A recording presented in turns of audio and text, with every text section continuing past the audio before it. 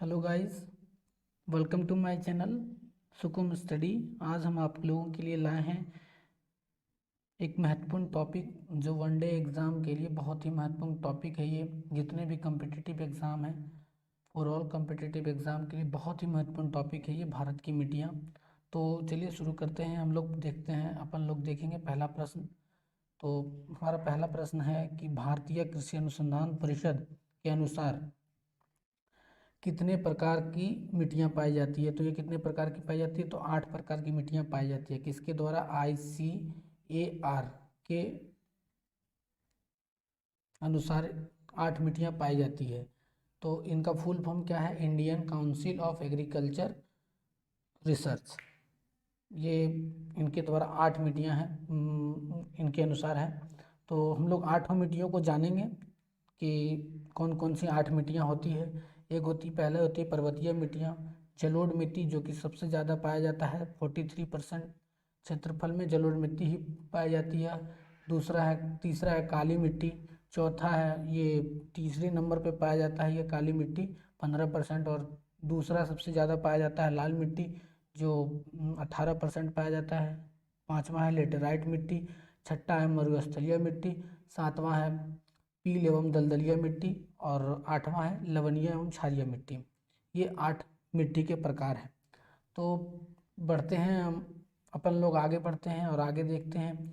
तो आगे बढ़ने से पहले हमारे चैनल को लाइक एंड सब्सक्राइब जरूर करें, साथ में अपने दोस्तों के साथ शेयर भी जरूर करें। अगर आपको हमारा वीडियो अच्छा लगता है तो प्लीज़ लाइक ज़रूर करें और कमेंट में हमें बताएं कि आपको हमारा क्वेश्चन कैसा लगा।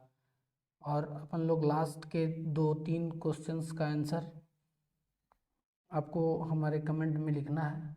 तो चलिए बढ़ते हैं हम लोग दूसरे प्रश्न की ओर। तो दूसरा प्रश्न है हमारा, क्षेत्रीय विस्तार और कृषि महत्व की दृष्टि से भारतीय मिट्टियाँ कितने प्रमुख वर्ग हैं। तो ये कितने प्रमुख वर्ग हैं, तो ये 4 हैं। कितने हैं, 4 वर्ग में हैं। और ये 4 वर्ग कौन कौन से हैं, तो ये 4 वर्ग हैं, जैसे हो गए, पहला हो गया जलोढ़ मिट्टी, पहला हो गया जलोढ़। दूसरा हो गया लाल मिट्टी, ठीक है। तीसरा हो गया काली मिट्टी। और चौथा लेटेराइट मिट्टी।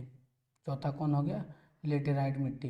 काली मिट्टी को एक और मिट्टी के नाम से जानते हैं, वो उसका क्या नाम है, तो उसे रेगुर मिट्टी भी कहते हैं। कौन मिट्टी कहते हैं, रेगुर मिट्टी या कपास मिट्टी के नाम से भी काली मिट्टी को जानते हैं। बढ़ते हैं अपन लोग तीसरे प्रश्न की ओर। तो तीसरा प्रश्न है आगे, भारत की सर्वाधिक महत्वपूर्ण मिट्टी कौन सी है। तो हमने आपको इसका आंसर पहले ही बताया कि सर्वाधिक जो महत्वपूर्ण हैं वो हैं जलोढ़ मिट्टी। कितने प्रतिशत पाई जाती है, 43 क्षेत्रफल में जलोढ़ मिट्टी ही पाई जाती है। और जैसे कि ये जलोढ़ मिट्टी को कॉप मिट्टी या कछारी मिट्टी भी कहते हैं। ये 2 प्रकार के होते हैं, मुख्यतः जलोढ़ मिट्टी 2 प्रकार के होते हैं, एक खादर होते हैं और एक बांगर होते हैं। खादर जो होते हैं और एक क्या होते हैं, बांगर। ये हमेशा नदियों के किनारे पाया जाता है और ये नदियों से दूर पाया जाता है, पहाड़ी क्षेत्रों में पाया जाता है। और इसमें जो होती है, इस जलोढ़ मिट्टी में जो होती है वो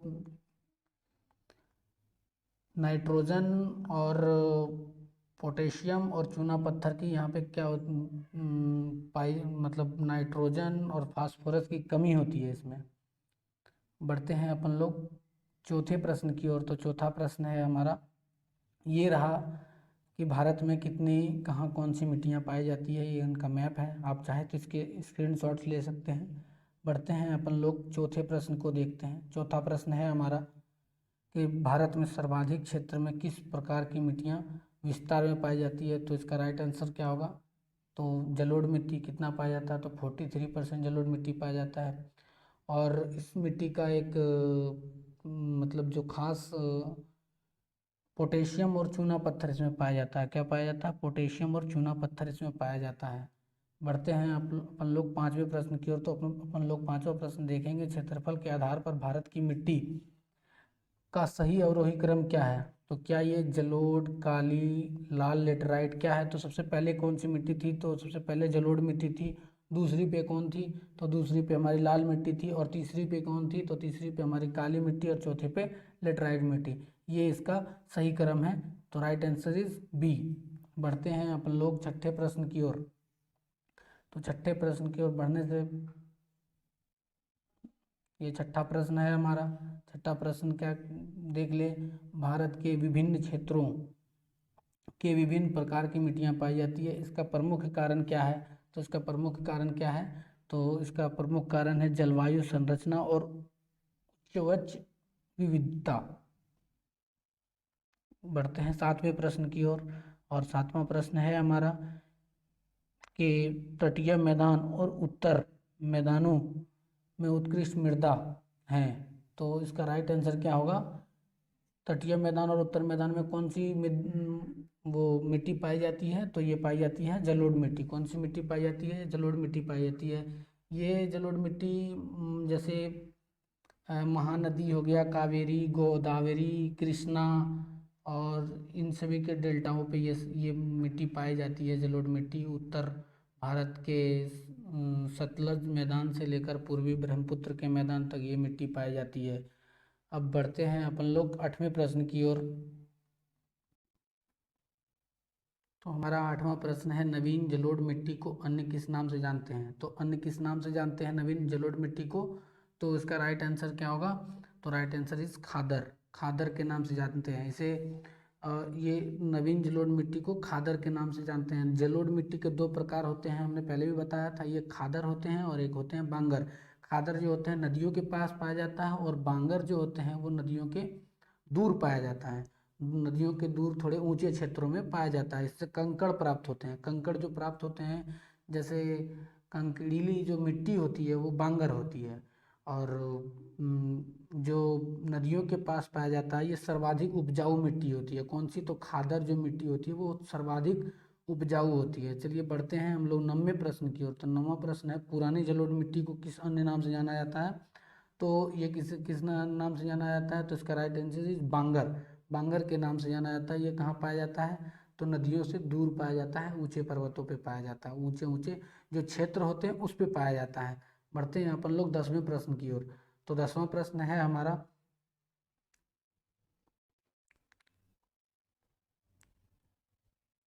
भारत के उत्तरी मैदान की मृदा समांतर कैसी बनी होती है? तो ये कैसी बनी होती है? तो ये होती है तलोचन से। कैसे बनी होती है? तलोचन से बनी होती है।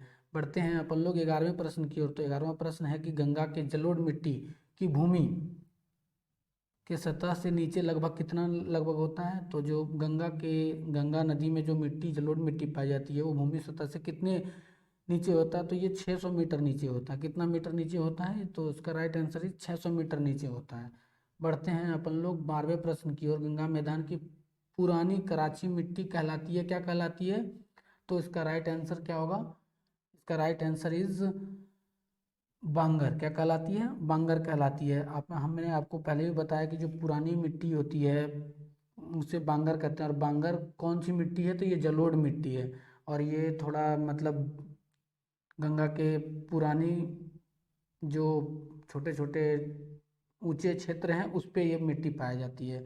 हम लोग पढ़ते हैं अपन लोग 13वें प्रश्न की ओर। 13वां प्रश्न है हमारा, निम्नलिखित में से किस प्रकार की मिट्टी के लिए न्यूनतम उर्वरक की आवश्यकता होती है? तो इसका राइट आंसर क्या होगा? जलोढ़ मिट्टी। जलोढ़ मिट्टी जो होती है ये बहुत ही उपजाऊ मिट्टी होती है, इसीलिए जो इसमें जो वो सबसे कम उर्वरक की आवश्यकता होती है। और इसमें क्या पाया जाता है? पोटेशियम और चूना पत्थर पाया जाता है इस मिट्टी में। ये पश्चिम में गुजरात और वहाँ के क्षेत्र में भी ये मिट्टी पाई जाती है। बढ़ते हैं अपन लोग 14वें प्रश्न की ओर। और 14वां प्रश्न है हमारा, गंगा के मैदान की पुरानी कराची मिट्टी क्या कहलाती है? तो गंगा की पुरानी कराची मिट्टी क्या कहलाती है? तो इसका राइट आंसर क्या होगा? बी, बांगर कहलाती है। क्या कहलाती है? बांगर कहलाती है। ये क्वेश्चन पहले भी आपने एक बार ऊपर देखा होगा। और बढ़ते हैं अपन लोग 15वें प्रश्न की ओर। तो 15वां प्रश्न है हमारा, भारत में समस्त स्थल भाग का कितना प्रतिशत जलोढ़ मिट्टी से ढका है? तो कितना प्रतिशत ढका है? तो ये 24% से ढका हुआ है। बढ़ते हैं अपन लोग 16वें प्रश्न की ओर। और 16वां प्रश्न है कि जलोढ़ मिट्टी में जब बालू की कनें कोशिका की मात्रा लगभग बराबर होती है तो उनका नाम क्या दिया जाता है, तो इसका नाम डोमट दिया जाता है। क्या दिया जाता है? डोमट। बालू की कण और चीका। तो अपन लोग देखेंगे 18वां प्रश्न, और 18वें प्रश्न को देखेंगे। और 18वां प्रश्न है हमारा कि निम्न में से कौन सी मिट्टी प्रायद्वीपीय भारत में अधिकतम क्षेत्रों में विस्तृत है? तो कौन सी मिट्टी है? तो ये इसका राइट आंसर है काली मिट्टी है। और काली मिट्टी जो है वो प्रायद्वीपीय भारत में सबसे अधिकतम है। इसे कपास की मिट्टी भी कहा जाता है। कपास की मिट्टी कहा जाता है इसे। इसके दो अन्य नाम और भी हैं, एक है रेगुर मिट्टी, एक है एक है रेगुर मिट्टी, और एक है लावा मिट्टी। कौन है? लावा मिट्टी और रेगुर मिट्टी, ये दो नाम है। ये यूपी में इसे कौन सी मिट्टी कहा जाता है? तो यूपी में इसे करेल मिट्टी कहा जाता है, करेल। और अंतर्राष्ट्रीय स्तर पर इसे चेरजोनम नोजम चेरनोजम कहा जाता है। और ये हमेशा हमेशा पठारिया भागों में पाया जाता है। और ये सर्वाधिक अभी महाराष्ट्र में है, महाराष्ट्र में ये है सर्वाधिक। ये कहाँ पाया जाता है? महाराष्ट्र में सर्वाधिक पाया जाता है। और इसमें जो होता है जल धारण करने की क्षमता बहुत ज़्यादा होती है।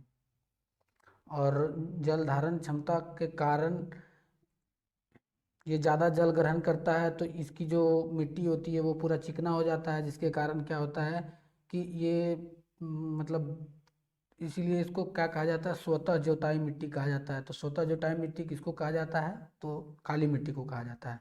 पढ़ते हैं अपन लोग 19वें प्रश्न की ओर। 19वां प्रश्न है कपास की खेती के लिए सर्वाधिक मिट्टी कौन सी है? तो कौन सी है? तो काली मिट्टी है। कौन सी है? काली मिट्टी है। बढ़ते हैं 20वां प्रश्न की ओर। और 20वां प्रश्न है लावा के प्रभाव से किस मिट्टी का निर्माण होता है? तो ये किस मिट्टी का निर्माण होता है लावा के प्रभाव से? तो ये होती है काली मिट्टी का निर्माण होता है। तो हमने जैसे बताया इसका एक नाम है लावा मिट्टी भी है, जो कि लावा के कारण ये निर्मित होता है।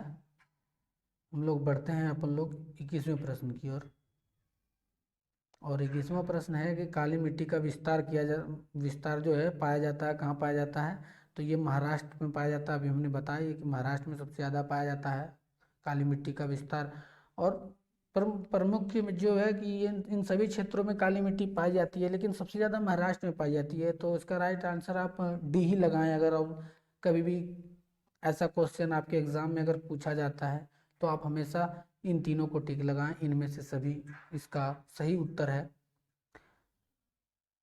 और बढ़ते हैं अपन लोग 22वें प्रश्न की ओर। रेगुर मृदा किसकी कृषि के लिए सर्वाधिक उपयुक्त है? तो ये किसकी कृषि के लिए सर्वाधिक उपयुक्त है? तो इसका राइट आंसर क्या होगा? बी, यानी कि कपास की खेती के लिए सर्वाधिक उपयोग है। तो इसे कपास की मिट्टी भी कहा जाता है। काली मिट्टी, रेगुर मिट्टी सब इसी के नाम है। बढ़ते हैं अपन लोग 23वें प्रश्न की ओर। और 23वां प्रश्न है हमारा निम्नलिखित में से कौन सी मिट्टी जैव पदार्थों से भरपूर होती है? तो ये कौन सी होती है? तो यह होती है काली मिट्टी। कौन सी होती है? तो काली मिट्टी होती है, जैव पदार्थों से भरपूर होती है।